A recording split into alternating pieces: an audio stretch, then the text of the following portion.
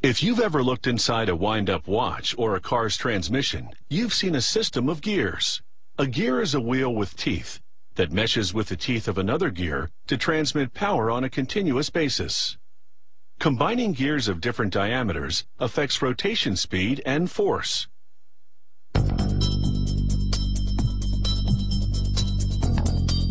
This factory makes gears that go into transmissions for industrial machines. Production begins with a large round bar of high-grade steel, which contains a certain amount of carbon to make it even stronger.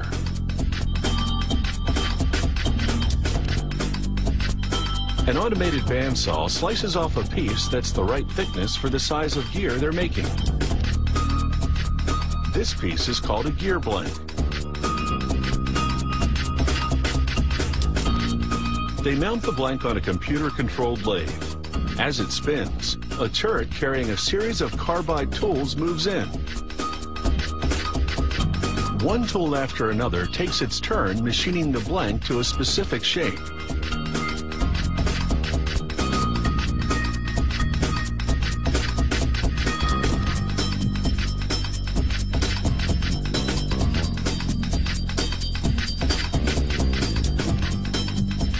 A shower of coolant prevents overheating when the jumbo drill has its turn.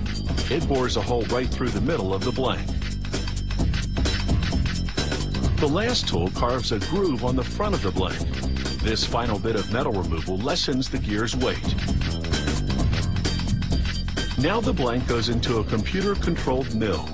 The mill drills holes through which lubrication will flow when the gear is operating. These holes also lighten the gear's weight. When the blank comes off the mill, they stamp it with the company name and part number.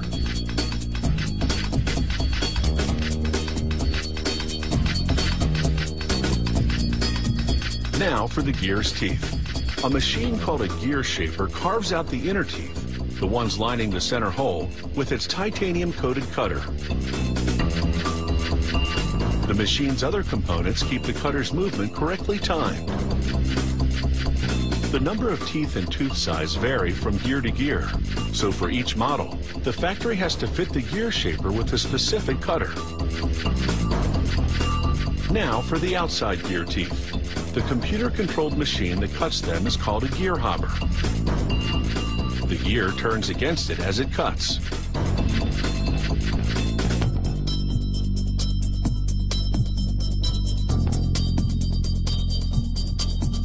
If the hopper would cut the full depth of the teeth in one shot, the cutter would chip. So the gear keeps turning around and around again as the hopper cuts a bit more with each pass until the teeth are the right depth.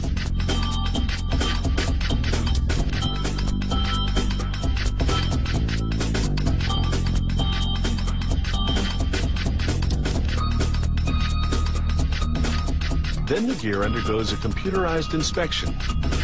A probe scans the entire surface, including every tooth. It sends data to a computer which then analyzes the dimensions and ensures they meet the engineering specifications. Gears that pass this quality control inspection go into a furnace for heat treatment. This strengthens the steel.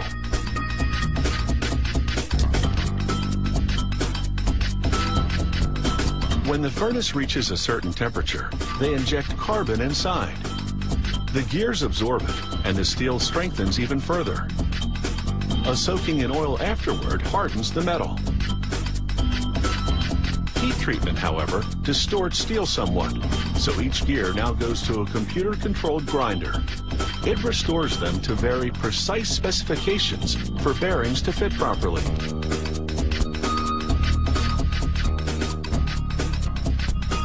This factory manufactures gears in various sizes, and not only in steel. It also makes gears in materials such as nylon, aluminum, brass, and stainless steel. Some gears have straight teeth, others angled teeth, which makes less noise when turning. Gears are an essential component in everything from watches to heavy mining equipment, keeping machinery going at every turn.